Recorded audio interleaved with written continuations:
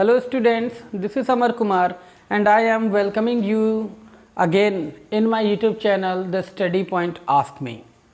मैंने अपने पिछले वीडियोस में आपको Newton's first law of motion दिया था, जिसमें मैंने आपको बताया था कि अगर कोई ऑब्जेक्ट रेस्ट में है, रेस्ट कंडीशन में है, रेस्ट स्टेट में है तो वो रेस्ट में ही रहेगा, और अगर कोई object is in motion it will continue in motion until there would be any external force applied on both the objects। और ये कोई ऑब्जेक्ट रेस्ट में है तो रेस्ट में रहेगी, मोशन में है तो मोशन में रहेगी, ये तब तक जब तक कोई बाहरी बल उस पर ना लगाया जाए।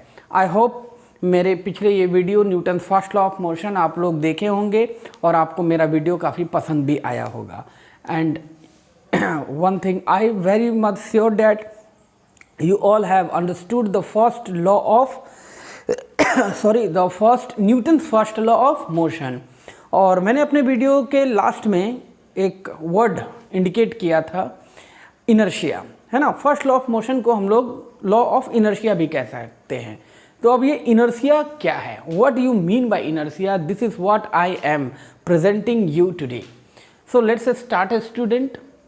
Inertia is the natural tendency of an object. ये किसी भी ऑब्जेक्ट का, कोई भी ऑब्जेक्ट हो उसका जो है ये हम कह सकते हैं it is a natural tendency, है ना। एक कहते हैं ना कि किसी में आदत होती है ना, एकदम बहुत पुरानी नेचुरल, है ना, आदत होता है, वो अपने आदत को बदलना नहीं चाहता है।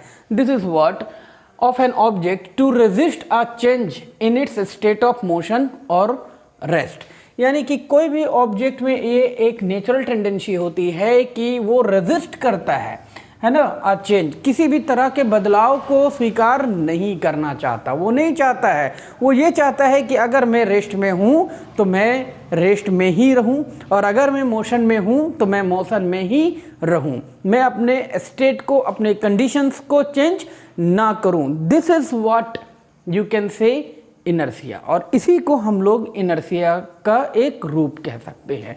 हम लोग डेफिनेशन में इनर्शिया को यही बताएंगे कि ये एक नेचुरल टेंडेंसी है किसी भी ऑब्जेक्ट का जो अपने पर्टिकुलर, जो अभी कंडीशनल जो स्टेट है ना, उस स्टेट को ये रेजिस्ट करती है किसी भी तरह के चेंज को, है ना, वो अपने कंडीशंस को बदलना नहीं चाहती हैं। Here I am going to give some example. First one, we fall back when a vehicle starts moving in forward direction। आप लोग, मैं, हम सभी कभी ना कभी गाड़ियों में सफ़र किए हैं, बसेस में, ट्रेन में हम लोग सफ़र किए हैं, तो वहाँ एक चीज़ यहाँ से इनर्शिया का आपको देखने को मिलेगा कि we fall back when a vehicle starts moving। Suppose that you are sitting on a seat inside a bus. आप बस में सीट पर बैठे हुए हो, बस जो है वो अभी स्टेशनरी पोजीशन में है, खड़ा है, इट इज़ नॉट मूविंग, ठीक है, वो मूव नहीं कर रहा है, खड़ा है। अब सडनली क्या हुआ कि ड्राइवर ने बस को स्टार्ट किया, और स्टार्ट के साथ जैसे ही वो मूव किया, आपका बॉडी तो था किस पोजीशन में, स्टेशनरी, रेस्ट पोजीशन में था, लेकिन बस के मूवमेंट के आने के वजह से आपका जो बॉडी जो रेस्ट में था वो अचानक से झटका खाता है ना। वो अपने आप को रेस्ट में ही रखना चाह रहा था, लेकिन अब एक्सटर्नल फोर्स यहाँ पर अप्लाई हुआ, जिसके वजह से आपका जो बॉडी है वो भी अब मोशन में आया, ठीक है, इन अ फॉरवर्ड डायरेक्शन। तो जब जैसे बस में मैंने एग्जांपल दिया, बस में आप बैठे हुए हो और वो स्टार्ट करता है, मूव करता है आगे की ओर, ठीक है, starts moving in a forward direction, तो आप जो है वो पीछे की ओर धक्का खाते हो, पीछे की ओर झटका खाते हो। बिकॉज ऐसा क्यों होता है, because our body is in rest state, क्योंकि उस समय हमारा बॉडी जो था वो रेस्ट कंडीशन में था, अस्थिर था, चलायमान नहीं था। एंड इट ऑपोजेस द मोशन, और वो मोशन को अपोज कर रहा है, मोशन किसकी, उस व्हीकल की, ठीक है, opposes the motion of the vehicle. अब जो ड्राइवर के इंजन स्टार्ट करने और गाड़ी के मूव करने के वजह से जो मोशन आया, उस मोशन को हमारा बॉडी जो है वो रेजिस्ट करने की कोशिश करता है, इस वजह से हमारा बॉडी जो है वो बैक डायरेक्शन में, है ना, पीछे की ओर एक झटका लेता है। एक और एग्जांपल देखिएगा, we fall forward when we brakes are applied in a car. अब suppose that you are driving a car, आप एक कार को ड्राइव कर रहे हो, ठीक है, and you are moving in a speed of 40 kilometre और 50, 60, 70 किलोमीटर पर आवर, ठीक है, अब जो भी स्पीड से आप चल रहे हो, जब आप ब्रेक अप्लाई करते हो या किसी तरह का ऑब्स्टेकल सामने आता है, बैरियर आ जाता है और उससे अगर आपकी कार हिट हो जाती है ना, तो वो क्या था, वो कार जो था वो एक स्पीड में चल रही थी, ठीक है, और अचानक से उस ब्रेक लगाने की वजह से उसके स्पीड में अचानक से, है ना, धीरे धीरे नहीं, अचानक से एक रुकावट आया।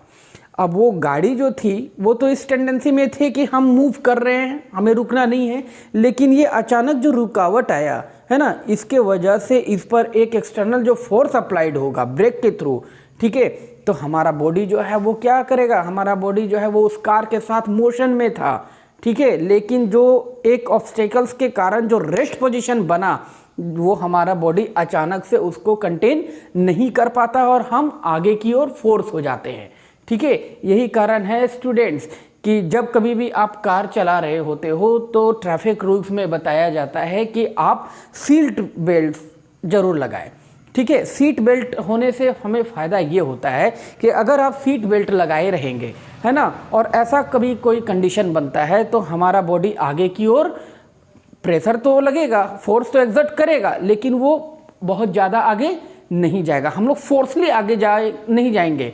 अगर ये मान लो सीट बेल्ट नहीं रहे और मैं फोर्सली अगर मैं जाता हूँ तो उस हैंडल से या तो आगे के विंड से हमारा सिर टकरा सकता है और there would be a very serious injury my dear students, है ना। इसलिए अगर आप कोई भी ड्राइव कर रहे हैं गाड़ी, फोर व्हीलर्स, कार, तो आप सीट बेल्ट लगाना ज़रूरी है, ठीक है। ये साइंस कहता है कि इस तरह से आप अपना बचाव कर सकते हैं, ठीक है। तो we fall forward, we brakes when brakes are applied in a car because our body is opposite the change of state of motion और rest, क्योंकि उस समय हमारा बॉडी जो अचानक से ऑब्स्टेकल्स आए हैं उससे बिल्कुल ऑपोजिट में था, यानी कि वो मोशन में था, वो रेस्ट को लेकर के बिल्कुल भी सोच नहीं रहा था और ये अचानक ऐसी एक्टिविटीज़ हुई जिसके लिए हमारा बॉडी तैयार नहीं था। और जब ब्रेक लगता है यही वजह है कि हमारा बॉडी जो है वो एक प्रेशर एक्सर्ट करता है और हमारा बॉडी जो है वो आगे की ओर, है ना, पुल कर लिए जाते हैं, है ना, मतलब हमारा शरीर जो है वो आगे की ओर फेंक दिया जाता है। So this is what we can get the information after reading the inertia. I hope students now you all are much clear about the inertia.